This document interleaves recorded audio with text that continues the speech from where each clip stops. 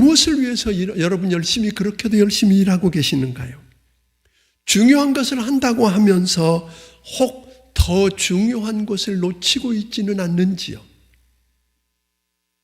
우리는 급한 일에 집중하느라 중요한 일을 놓치고 있지 않는지 한번 돌아보자고 하는 것입니다. 30초, 아니 3분이면 넉넉했을 때 말입니다. 우리는 사랑할 수 있을 때 사랑하면서 살아야 합니다. 이것이 지혜이고, 이것이 명철이고, 이것이 의무이고, 이것이 사랑입니다. 여호와 하나님께 은혜를 입은 노아를 통해서 하나님은 그의 가족과 그와 그리고 온 세상을 구원받게 하려고 방주를 만드시고, 그리고 온 세상을 물로 심판하고 쓸어버릴 때 구원받고, 방주에서 나온 그 노아와 그 가족은 구원해 주시고 은혜를 베풀어 주신 하나님께 예배드리는 것으로 방주에서 나온 삶을 다시 시작하는 것을 우리가 보게 됩니다. 하나님께서는 구름 속에 언약의 무지개를 보여주시면서 다시는 인간의 죄악 때문에 세상을 물로 심판하지 않겠다고 하셨습니다. 또 하나님께서는 노아와 그 아들들에게 복을 주시면서 생육하고 번성하고 땅에 충만하라고 축복해 주셨습니다. 19절에 보니까 그로 인해서 노아의 세 아들들을 통해서 사람들이 온 땅에 퍼지는 축복을 누렸다고 이야기를 합니다. 첫째로 노아의 허물이 드러납니다. 왜 내가 그것을 가지려고 하고 그것을 먹으려고 하고 왜 권력을 차지하고 그 자리에 앉으려고 하는지, 뭐의 문제? 동기의 문제라는 것입니다. 세상 사람들은 체제와 제도와 법을 바꾸고 개혁을 하고 혁명을 이야기합니다. 그러면 사람들은 열광합니다. 달라질 거라고 이야기합니다. 그런데 여러분 아세요? 법을 바꿔보고 혁명을 일으켜도 바뀌지 않습니다. 뭐가 문제예요?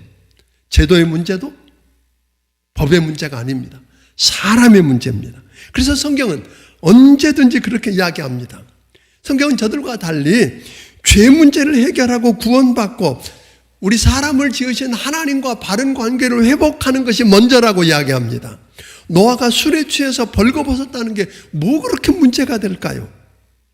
여러분, 아담과 하와가 하나님께서 금하셨던 선악을 알게 하는 열매를 따먹고 눈이 밝아져서 갑자기 뭐예요? 벗은 몸을 부끄러워하기 시작합니다. 그래서 하나님께서 가죽옷을 지어서 입혀주시고 그들의 부끄러움을 뭐하셔요? 덮어주십니다. 에베소서 5장 18절은 말합니다. 술 취하지 말라. 이는 방탕한 것이니 성령의 충만함을 받으라. 하나님을 잊어버리면, 하나님을 떠나면 여러분 취하게 되고 방탕해집니다. 술에 취하면 자신의 의지와 전혀 상관이 없이 술의 힘에 이끌려서 끌려갑니다. 그 끝은 여러분 아는 것처럼 방탕이요, 음란이요, 호색이요, 다투고 시기하며 정욕을 위해서 자기 유익을 위해서 도모하다가 마귀의 종로로 타다가 결국은 멸망하는 것입니다. 여기서 말하는 건 여러분 술만 아니라는 거 아시죠? 술만 아닙니다.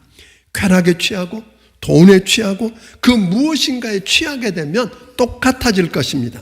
그러나 우리가 성령에 충만하고, 다시 말하면 성령의 지배하심을 받고 주님의 인도하심을 경험하면, 성령에 취하면 성령님은 여러분과 나를 하나님께로 인도해 갈 것입니다. 결국은 여러분과 내게는 사랑과 희락과 화평과 오래 참음과 자비와 양성과 온유와 충성 같은, 절제 같은 열매들을 맺게 될 것입니다. 그렇게 해서 여러분과 내가 더 위에 설 것 같은데 그게 아니고요. 오히려 그 사람의 넘어져서 지금 힘들어하고 있는, 부끄러움을 당하고 있는 모습을 보고 안타까워하고 아파하고 기도하고 그를 도와주고 세워주려고 하는 그 사람, 그들을 기도하면서 용서하고 덮어주면 여러분 누가 일하시기 시작? 하나님이 일하시기 시작하십니다.